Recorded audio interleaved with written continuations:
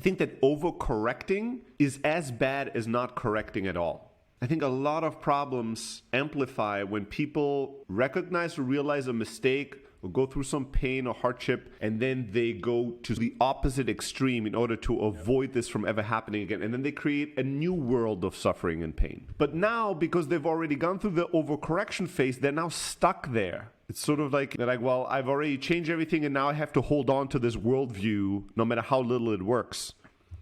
I mean, even like take something as basic as your and also mine. When there is something that bothers us, we go to the place like, I don't care, to show that it can't get to us, right? And that's like fucking what? First grade or something like this, right? It's like something really fucked with us, and then it hurt us, and I'm never gonna let it. And then it's like now we are approaching 40, and we're still like, I don't care about that shit. I'm so strong, I don't care about all the things that annoy me and irritate me. And also, the longer you do that whatever that is, the I don't care, I'm too cool, I'm too strong, this doesn't even bother me. The longer you do that, the more you do establish an image of a person that you aren't, right? You also get better at it. Right? You get better at it, and it hardens your self-image. So let's say that I really, I really don't like when people criticize me. Right? I'm like super sensitive to criticism. But I, at a young age, started establishing this idea that I don't care. If you say this is shit, I don't give a shit. Do you do this 20 years? And now when somebody says a small criticism, something that would never bother you anymore, like you never felt anything in 20 years, it's very hard to discover that it bothers you and then to allow it, because it collapses your whole self-image. You're like, wait, how could I care about this? If I care about this, how does one behave that is so sensitive? I don't even know, Nobody treats you like you're sensitive. You don't treat yourself like you're sensitive.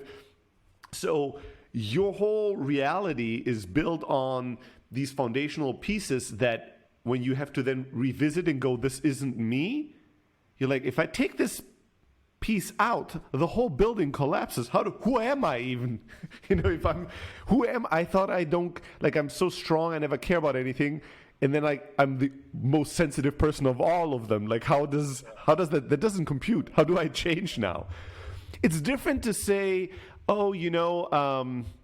whatever, I should read more. I'm reading, 2 books a year, and I want this year to read 5 books. These little things is one thing, but to go, these like little edits of behavior versus a foundational piece of identity. I'm not sensitive. I don't know why. I just don't care. These things don't matter to me. You think that 30 years, you build your life around it, everybody else sees you that way, and then you come to discover I'm hypersensitive. What do you do with this now? This is not an easy piece to rearrange in your life, right? This can lead to a collapse of your self-image. Hence why again, there's 2 very extreme responses to that type of realization or insight. One is a fighting against it, like an ignorance, like no, this is not true. I'm not sensitive. This is not, what it is, and you push away that truth, right, and keep ignoring it. Or there's this, oh my God, I'm going to pull on this piece so strong, and I'm going to let everything collapse, and now I'm going to build this new tower, maybe hastily, that will be, I'm the most sensitive human on earth, and I will try to find refuge in that tower, in that building. That's going to be my happiness. And those are the extreme life changes where somebody goes from Wall Street stockbroker to, yoga mountain. Man that travels through India to find spirituality and becomes a yoga teacher, right? It's like that kind of, that's the heart, again, overcorrection that people make versus just looking at a piece like this, which is difficult, and going, maybe I'm way more sensitive than I thought, but also I've developed an incredible skill set on holding tension, on suppressing certain information, on doing things even when I'm afraid, on becoming incredibly desensitized. And so, okay, how do I now use the skills I've developed, the thought patterns I developed, and I apply a curious and open mind to this other side of me that might be underdeveloped, that I might want to explore a bit further and maybe bring up in a way where it creates more balance within me, because this is a part of me, right? But let me go easy. Let me ease into it. Let me play. Let me be curious. Also, let me be careful of the trappings of the world where maybe I overplay its significance. Maybe I think, oh my God, I'm the most sensitive person on earth. And then when I play with my sensitivity, I realize I am sensitive, but I'm not the most sensitive person on earth, right? Now that I've like looked at it, played with it, explored it, it has grown, but maybe not to the massive degree the first moment that I thought about it or I discovered something around it. Because we tend to, in our enthusiasm, to overestimate. We constantly overestimate and underestimate, right? That's the whole thing. We overestimate what we could do in a month, and we totally underestimate what we could do in 10 years. And similarly, when we discover new things about ourselves, it's easy, especially if it's a big revelation, to overestimate, to be like, oh my God, this thing is huge and I'm actually totally different. This thing my mother did when I was 3 changed and ruined my life. And it's, in reality, it was a negative influence, but there were another 100 things that happened that ruined your life. It was not just that. When you cut out all sugar for 3 months, right? And then you drink something that has like a little bit of sugar in it, and you're like, "Wow, this is so sweet!" Right? Yes, like, yes.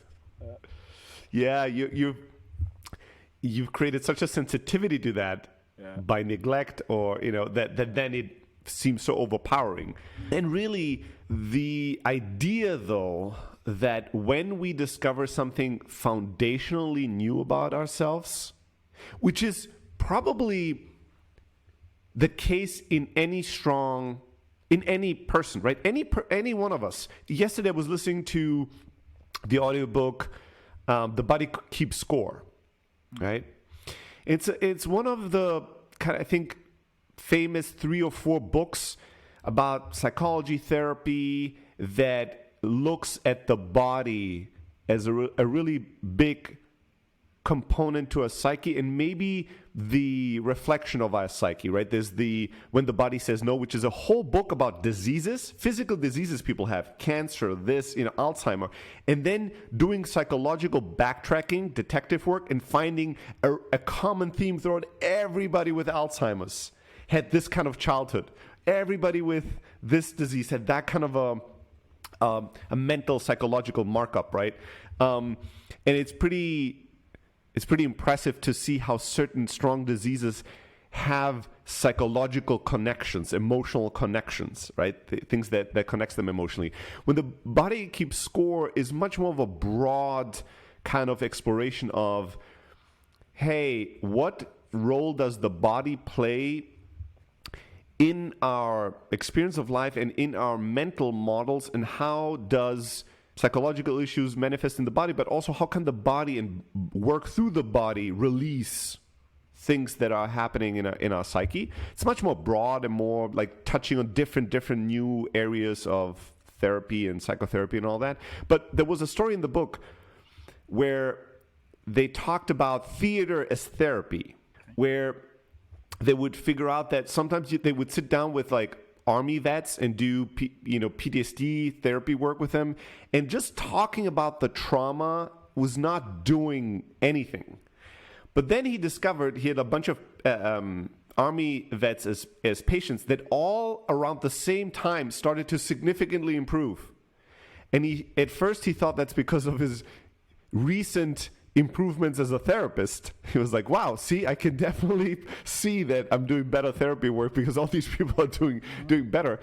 And then he discovered that the 5 PTSD patients he had that all started improving, all were in a theater group together and started doing a theater play around the time that we're improving. And he was like, oh, maybe it has nothing to do with me. Maybe it has everything to do with theater. And he went into exploring kind of theater and the acting out of certain emotions, the acting out of certain situations, and acting it out in a way where the core goal, this is a part of acting that he highlighted that I thought is brilliant. It's like when you act, The whole purpose is to embody that emotion as fully as possible, and you need to embody it so strongly that other people, aka the audience, can recognize it and empathize with you, right? So you have to be fully in character and in certain emotions so strongly, and you have to project it outwardly in your face, in your body language, as your tonality, that others will feel it with you, and they will look at you and recognize you, because there's an audience in which you play in front of. All things that people with severe trauma have worked against, right? They worked against feeling their feelings, they worked against showing their feelings, and they worked against being seen, which is one of the things that makes us fall deep and deep in trauma, that we feel we're so isolated because nobody can recognize truly who we are and how we feel right now, right? And as I was hearing that, I was like, whoa, that makes so much sense. That's actually pretty brilliant.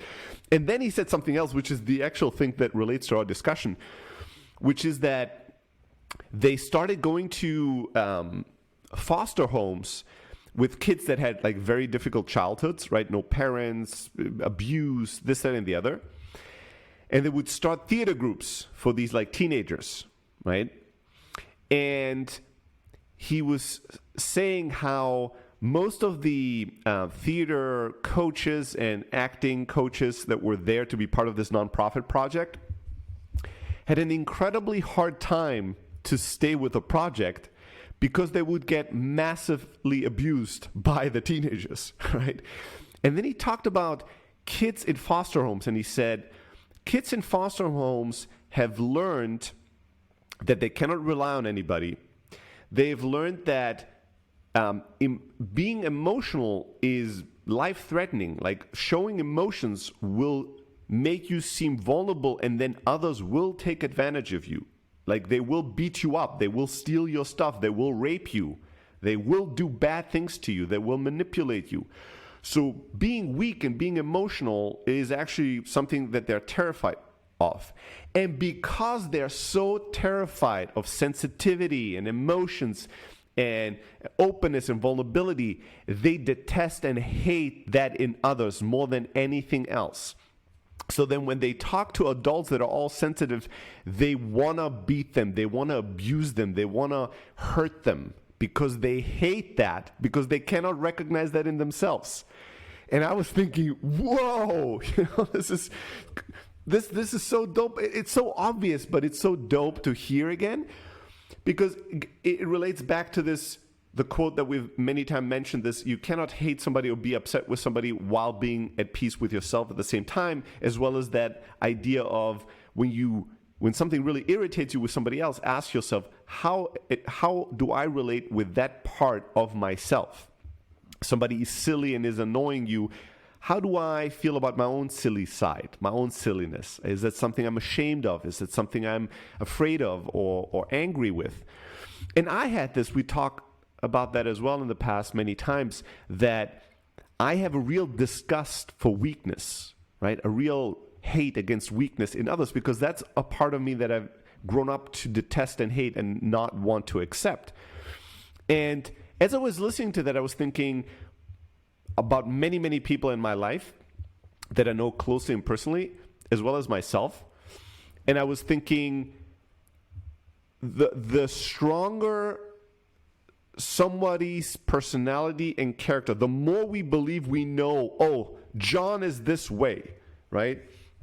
Oh, John is a real sensitive character that's really like a sweetheart, and Bob is a real hard ass that doesn't give a shit about bullshit, that doesn't like to talk about emotions, that's like a real tough dude. The easier it is for us to put certain people in categories that we know well based on their behavior, the more likely is that the opposite of those characteristics are within them the most rejected and the most neglected. Hence why they're acting out that, like, the toughest. I had to think of David Goggins, right? One of my favorites. Because I fucking love David Goggins, but it's probably also one of the most current, famous people that have a strong trauma, right? And like acting out their massive mental trauma in front of all of us getting applause for it, right? Because, and especially like David Goggins, I try to read his book, right? And I could not get through it. And part of it is because it's probably not the best written book ever, and he didn't even. It was the Book in the Box guys that did the book with him, I think. But I mean, from page 1 to page whatever that I read, it is so full of anger and rage about his childhood and his father and how weak he was. And then everything that he does subsequently that's good, that's like an example of the big turnaround, is nothing but rage and anger towards his weakness, to the point where every morning he seems to be waking up and this angry part of him seems to be screaming at the little fat, chubby child in him and telling him, not today, motherfucker. Today I'm going to destroy you. And then he punches that little fat kid in the face all day long. All day long, right? Until he exhaustively gets to bed and falls asleep. And in the morning, he feels the little chubby, afraid kid, and he says, not today, motherfucker. And he punches that kid in the face. And part of us, the part of us that hates the chubby little afraid child within us, looks at him and goes, salutes him and goes, yes, sir. You know, I wish I was as strong as you and could just punch that little fucker in the face all day long, right? And sometimes that little fat chubby child of us within us has to be punched in the face, right? Sometimes that's the right thing. Right. But more than that, that little child needs to be actually raised to become a healthy adult. And David Goggins, in my current way of the worldview, my current worldview, is not an adult at all. Has not grown up, because he's basically like in a forced training camp, because he's afraid if he wasn't suffering all day, who knows what's going to happen. He's so terrified that his response is so extreme to his. There's nothing wise in that. There's nothing that seems healed and whole, right? He's like a very narrow slice of all of humanity that you could be, and he's only that, and everything else is bad, and he rejects. There's nothing holy or whole or wise or healed about that kind of a philosophy. But it's fun at times. Like that drill sergeant can be fun, right? That's why we love action movies where the action hero is an asshole and, you know, it takes these crazy risks and puts all these people at risk. And we're just like, yes, fuck yes. For 2 hours, this is fun. But if we had that person in our lives that constantly put our lives and everybody we loved at risk, we'd not be going, yeah, that's the way I want to live all day. And it's crazy because that makes you realize how hard the battles are that everybody is fighting within themselves that are completely unrecognized, but also that there's no such thing as this person is this way. Oh, I know Ramin. Ramin is like this. Oh, Stelly is like that, right? It's like a part of him, maybe the part that is most dominant, but why is it so dominant? Why is it so insanely dominant? Maybe because that other part of him is completely neglected. Maybe because he's terrified of that other part of him. I know for sure, like my sweet side, my also silly side, like doing something silly that's not something funny that I know it's kind of cool and fun, something silly that I might have fun with, but others would look at and go, I don't know, this is not funny to me. Mm-hmm. I'm terrified of that. Terrified of being like really silly or being around people that are silly because I feel ashamed. Because as a child, I didn't want to, like when people laughed at me or looked with their finger at me, that didn't happen often, but the 1 or 2 times that it happened, or however often, it made a real imprint on me. And I was like, never fucking again. I have to be cool, and I can never do something that people could make fun of me for, right? Be like, look at that idiot. Look how dumb. He thinks this hat is cool, but it's ugly. I'm terrified of that, right? Hence, why I'm never silly and why I'm always kind of cool. It's like I've perfected this. But it's not, I didn't perfect this because necessarily this is who I am at my core. I perfected this because I'm terrified of this other side of me that sometimes might want to be funny or weird and is like, but it doesn't want to be ashamed because people will judge it, right? But here goes back to overcorrection. Overcorrecting. I think early on, I mean, when we're really young, we don't know shit. But then we make a handful of experiences, right? Heartbroken. We peed in our pants. People laughed at us. People rejected us. People beat us up. We did something that didn't work. Like a handful of experiences that are negative. Right. And we hardcore overcorrect. We go, never again do I want to feel this. What is the most extreme counter response to this so that never happens? Sort of like, somebody punched me, and hence I raised an army and destroyed him, his whole family, and his whole country.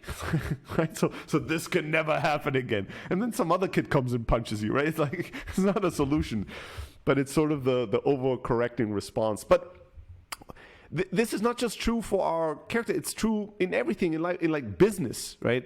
So many times, a lot of the mistakes, massive problems in business is because somebody made some small mistake early on in their entrepreneurial career or was doing something wrong, and then they got a lot of pain because of it, or some failure, or some, repercussions.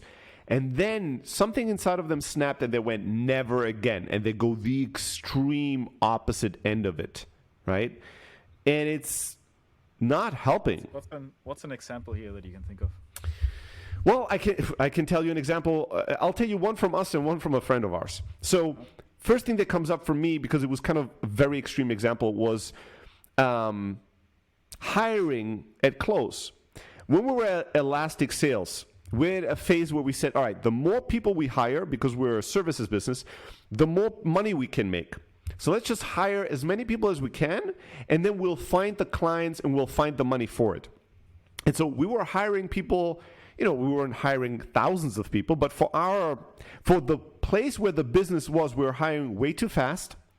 And then we had tremendous struggles on three ends. One, I had tremendous struggle because anytime hiring sprints go in cycles. You recruit. So for a month or two, you're not really hiring anybody. And then all of a sudden, boom, you've hired 7 people or something, right? It makes a bump. Anytime we'd have that kind of bump, I would go in a panic because we didn't have the work or the revenue for it. So I had to go and fucking hustle and bring in all the customers, the clients, to make these people productive and profitable. So it was incredibly stressful to run the business like that. Number two, because we were hiring based on like, is this somebody with potential that's kind of fun, right? We never hired, like even with some bad hiring back then, we never hired assholes, but we hired a shit ton of people that had zero experience for the job that we're doing. None of them was ever in sales before. Most of them, this was their first job, and they're not working in tech, they're not working in startups. And so there was a lot of training people that were talented but were way under skilled and under experienced for the job. And because they were all so early and this was such a crazy environment, there were a good amount of like politics going on. People were, falling in love with each other. People were not liking each other. People having groups they didn't like. This new manager that was managing them was not an experienced manager. So one of them really didn't like the manager. And then he told everybody how bad of a manager is. And then everybody was against the new manager. You had all these kind of dynamics that were kindergarten dynamics because we were full of kindergarten children. Like they were all young kids, didn't know the job, didn't know the skill, never had worked, and we threw them into an extreme environment. And you'll have some of that. And then the third thing was that when we had to pivot because this was a startup, we had way too many people that we didn't need at all. So I had to famously fire half the company, and dance bye from InSync in front of them. Sometimes I remember the shit that I've done, and I remember that I've forgotten it. This is something I'd forgotten for a long time, and I go, I've done some epic shit in my life. Like this is not normal. This is not a normal thing that people have done. But we went through. So I personally went through a good amount of like hiring, recruiting, and managing of people pain in a period of 18 months, and then with Close, I decided I'm gonna do the opposite. I will never hire, or I will hire so slowly. And so for the first 3 years at Close, we didn't hire a single person. We were just like 6 people, 7 people, whatever. And for 2 years, Kevin and Phil, almost every other month were asking me, we keep growing and growing and growing. Should we hire 1 or 2 people? And I was always like, well, are we as productive and as efficient as we could possibly be? And they're like, well, no. Well, then let's not be lazy and throw humans at the problem. Let's get better at how we work. Again, it's actually a great question and a great challenge. But like anything else, I overused and therefore abused it, right? Asking it maybe in the first year is good. But when you go from 0 customers with 7 people on the team to you go to 500 customers and 3 million in revenue with a few 6 or 7 people on the team, it's not a good question to ask anymore, because nobody will ever be honestly able to answer yes to the question, are we as efficient and as effective and as productive as we can humanly could come up with? No, you could always be a little better. So this is an example where we underhired, and then it really fucked us. This not hiring people for 3.5 to 4 years cost us at least 2 to 2.5 years of growth, right? For sure. That was a massive mistake. I'll give you another example that just popped up.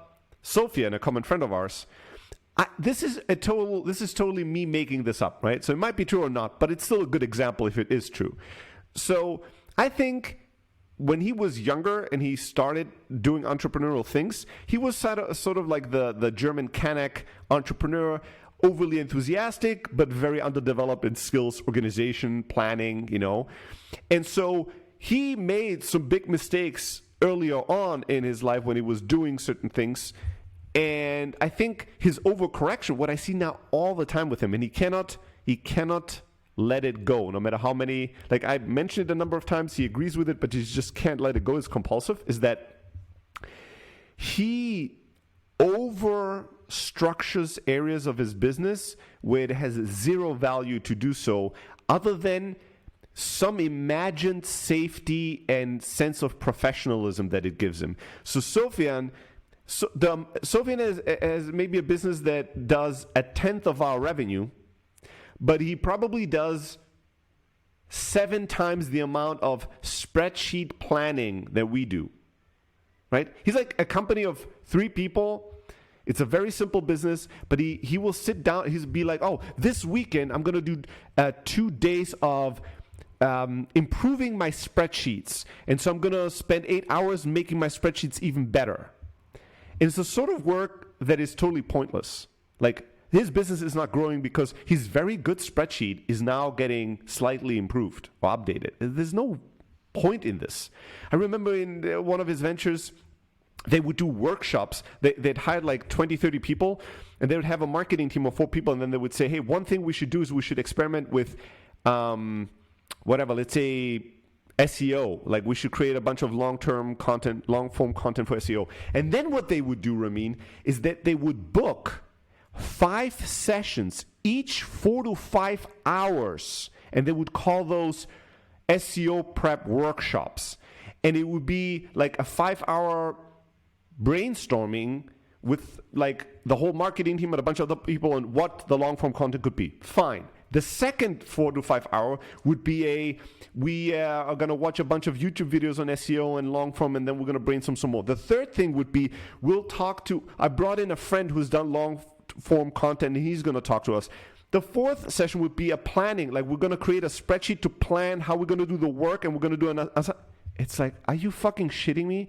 In those 5 sessions, you would have created 20 long form posts, and then you could have looked at the results to see what works and what doesn't. And oftentimes, some of these initiatives, 6 months later, they didn't do it anymore because it was, it didn't work. But, and he had to be in all of them. I was like, wait a second.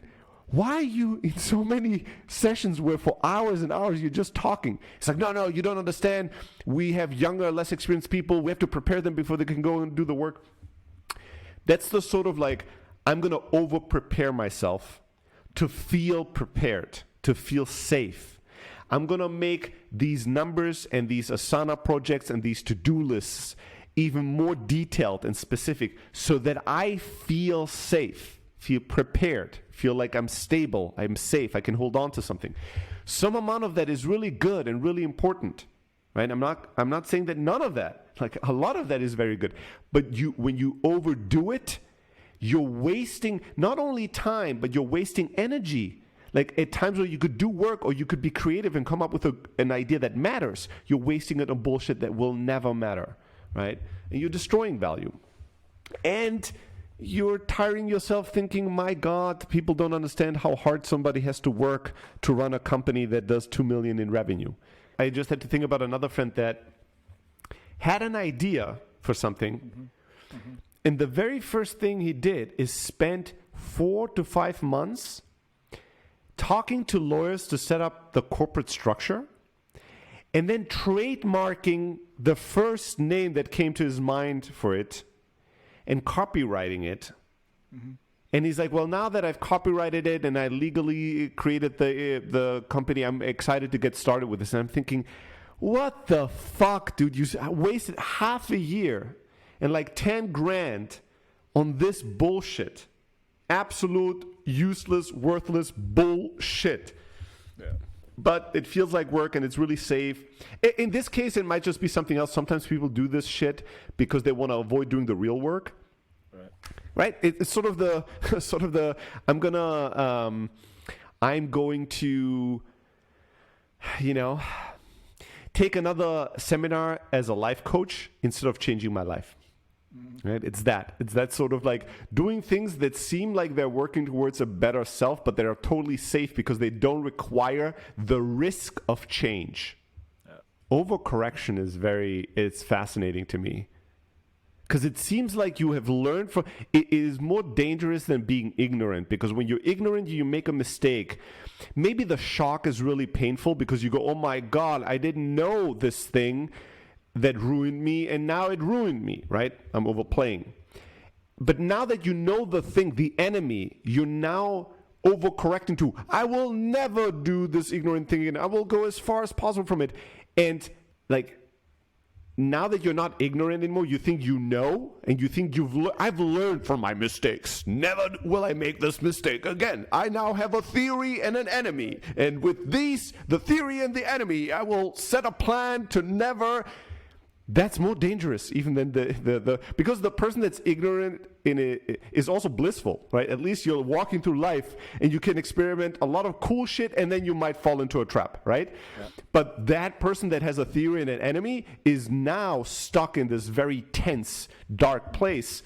And you won't change because you're not open to falling into a trap. You're not open to recognizing your failure. You just think that whenever what you're doing is not working, you should just be doing more of it. Yeah, everything goes through a filter that distorts reality in a way that fits your explanation and your model of the world, right? Yeah, versus when you were ignorant, you had no filter, so you were just, you're hopping through the world, and then you fell and hurt yourself, and you went, oh my God, stones. That's a thing I should think about. But then if you think every life is about stones, your whole purpose of life, never will I fall again. Falling was the most embarrassing thing in the universe. I shall destroy all stones and never walk. I will be in an apartment, in a room with no stones, not walking, my feet up in the air. This will never happen to me. This is much worse. Much, much worse. And then you go, I'm really unhappy. Why am I so unhappy? I'm also not making money. It's the stones. They're conspiring out there against me. People, Just looking out the window. Yeah, stones. You have all these people throwing imaginary stones at you, emotional stones, physical. Oh, you realize, you know what? It's not just physical stones. Thoughts can also be stones. Yes. People can be stones. And now you fucking you made yourself a stone statue that is dead because you're afraid of stones. Versus if you just kept going, now with the knowledge that pain is out there, that ignorance is out there, that you may fall at times, that you may get embarrassed, but having the courage to keep going, you probably will live a really happy life, and you'll have some ups and downs, but you will have, the important thing here is ups and downs. Versus when you're so harsh in overcorrecting, all you'll have is the down. You just don't have the roller coaster ride that it's going up again. You're just gonna stay there. It's crazy. A theory and an enemy can be a really, really bad place to be in. Because you're not open, you're not curious, you cannot be learning. You think you learned, but that's it. It's in the past. It's like you learned the one thing that needed to be learned, and you're done. Already full, right? Yeah. Yeah. I already know everything. So, and I've learned it. Oh, I've made this mistake once in my life, and now I know how life works and how to do these things. It's like, well, that's the biggest trap of them all. There's no such thing as you've learned you won't figure out life. That's it. No matter what you do, you will not figure out life. If you think you figured out life, you're fucked. Like, that's for sure that you're fucked. If you're ever at a point where you're like, I now understand what life is all about. All right, goodbye, right? You're in a trap. You have a theory and an enemy. You're not open and curious anymore. People are actually terrified of this. This is something recently I had many discussions around. Friends of mine and family members discovering a new part of themselves in the last 2 years, and then being shocked and slightly terrified about that. So they would say, wow, I can't believe, I always thought that I'd done so much personal development and that I was so and I thought I knew myself. I thought, like, I'm in my 40s, I know who I am. And now I discovered this thing that I never knew about myself. And it's kind of shocking. And then I tell them with enthusiasm, I think this will never end. I'm like, I think you will never figure it out. This is a realization I had many years ago, that eventually, not that 2 years ago, where I eventually fully internalized, I think, that I will never have figured myself out. As long as I keep walking through life completely open and curious, in my 80s, I will recognize things about myself that I didn't recognize before. And that's the gift of life that makes life richer. Like, you'll never be done knowing who you are. And as I would tell this theory of mine enthusiastically to those friends and family members that were telling me that they are shocked that they discovered something new about themselves, they would look even more terrified. They would look at me and go, no. Wait, there's more of this? No. Because the hidden hope in that statement was, wow, I thought I knew myself. How crazy that there was one little thing I didn't know about myself. But now I discovered that as well. And then I was like, well, what if the next 50 years, if you stay open and curious, you'll never end discovering little things about yourself. And like, you got a little puzzle in front of you, and it's, here's the final piece, and yes, put it here, fits neatly. Wonderful. Wonderful. I thought I had all the pieces, but there was one piece missing. And then I grabbed them by the collar and we walk back 10 steps and I go, look, there's so much missing. The most of the puzzle is not built at all yet. And they hang their head down and their shoulders slump and they go, why did you have to show me this? I don't want to believe this. This sucks. And I go, no, this is great. Building the puzzle is the fun. They're like, no, it's not. I want to finish the puzzle. That's the fun. Yeah. Where in your life have you overcorrected? And how do I know where I've overcorrected? Well, where in my life do I hold the strongest, most intense opinions that are based on my past failures and learnings? What are the lessons I've learned in the past that feel the most painful to me? Where I'm like, that was such a tremendous failure that I will never make that mistake again. When you have those are the places that I would intuitively look for. You probably overcorrected and ended up at a place that's worse than before. I'll give you another example. Just yesterday, I was talking to my oldest brother and his best friend. His best friend is a family friend. Like I've known that guy since I was, 12 years old. Sort of like almost like my older brother, right? Like I've known him my most of my life, and I love him. And he's been on family vacations with us when I was a kid. Like, he's very close to our family. He's a very fun guy, an awesome human. But his first real love, how old was he? He was like 18. The girl was 16. They were together for a really long time, and they were the most kind of movie-like couple ever. So he was... Before that, he was like a womanizer and like a player and a cool dude. And then they got together, and all that was going on, he was only talking about her. Whenever he talked about her or to her, it was always a super overplayed, like, oh, honey, bunny, bunny, bunny, how's my bunny, bunny, bunny, bunny, bunny. And I'm not even kidding, like in front of everybody, like at lunch, at dinner, they didn't give a fuck. Like, oh, honey, bunny, shooby, do, like just to the extreme. You would be out with him. He would be at a bachelor party, and he would look at the floor not to look at other women or stripper or any, like he would never even look at other women, because to him that was cheating on his girlfriend, right? Okay. Like he took the I'm in love and I'm faithful to an extreme place, right? Okay. An extreme place. I don't know why, but they went hardcore there. And then they got married, in their early 20s. And then they had children. And then in their 30s, having been together for, 12, 13 years, whatever it was, having 2 boys, children, having a mortgage, a house, a whole life together, she left him. And it was very sudden.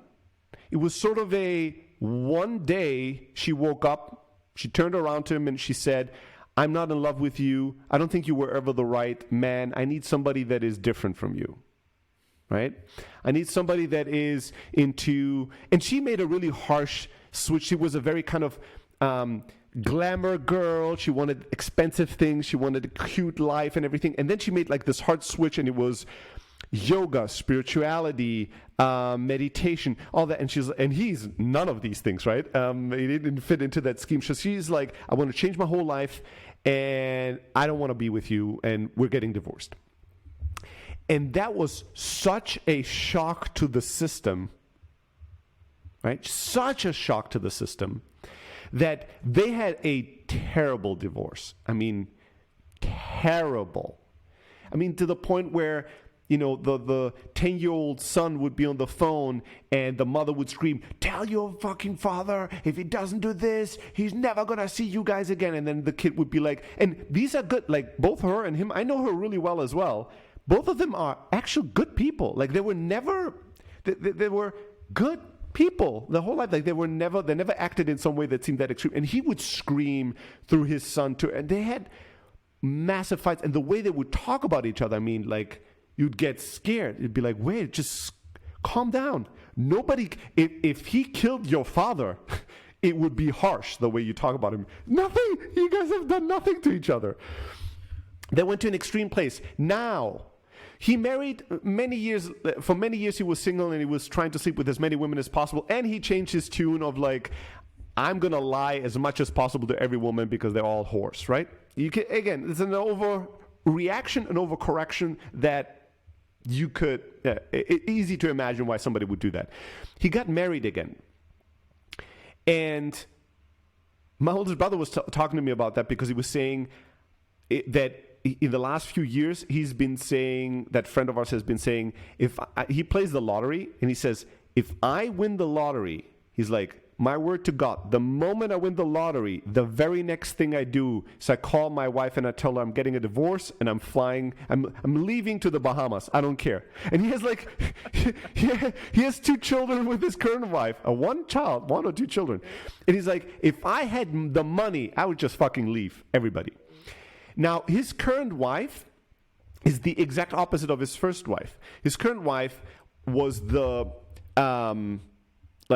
very emotionless, very cold, but very kind of simple, just wants to stay home, does whatever he says, drinks a bunch of beer, watches a lot of television, just like kind of the safest person you would imagine. His first wife was very attractive, very ambitious, very this, very that.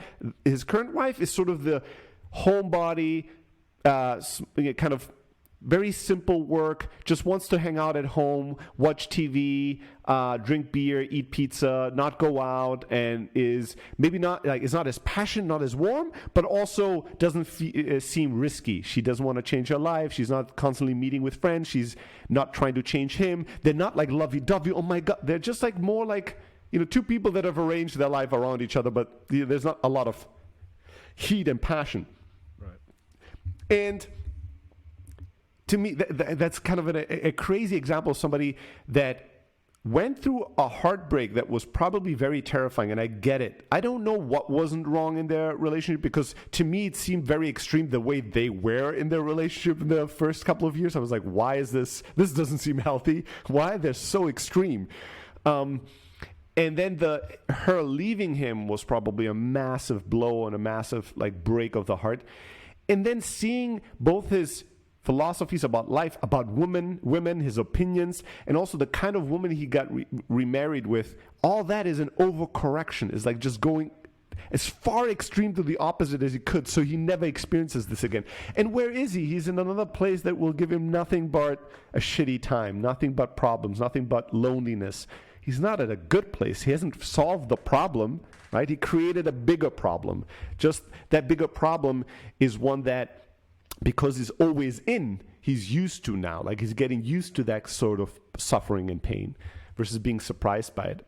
Yeah, it's crazy. It's crazy what we do as humans to avoid falling, hurting, feeling ashamed. Like, we will build an entire life. I mean, people have, built the dynasties, conquered the entire planet because of a experience of when I was 10, I stumbled, I fell, I hit my knee, and 2 boys were laughing at me. That's the beginning of it. And then I overcorrected so hard that I thought if I owned the world and I conquered every human on it, nobody would ever laugh at me again. It's like, but yeah. Might be the same, very effective underlying brain mechanism that's we almost got bit by a snake in the jungle one time because we didn't pay attention to that shade of green on the floor, right? And then it's, I'm never gonna let that happen again, right? And then you're always on the lookout for that green. Yeah, you're oversensitized now, and you're overcorrecting. Yeah, I think that is a powerful question to ask. Like, where in my life did I overcorrect and then get stuck in a pattern that now feels like life and normal and me? Like, that's just the way life is. That's just the way I am. But you could trace it back to, I am this way, or I learned this thing because this thing happened to me, because I had this big lesson that I learned. Need to make a list of this, but there's a bunch of examples, obviously, the last 2 years that I worked on that relate to this. I wonder if there's another way of getting to it. It's like, what are areas of my life where I'm not happy with right now, and what are the kind of overcorrections that could have resulted in that? Yeah, that's that's I think a really no, but I think even when we guess, those guesses come from somewhere, and they're not random. If they were random, they would fall from the trees, but they're coming from our minds, so they're not as random as we think. No, I think that's a great way that with many of us will probably lead us all the way back to childhood, right? Some experience in childhood. Well, this just shows we should abandon childhood. It's the root of all our problems. We should just turn little babies into instant adults because we've realized that all trauma happens in childhood. So if you don't have a childhood, you cannot have a trauma.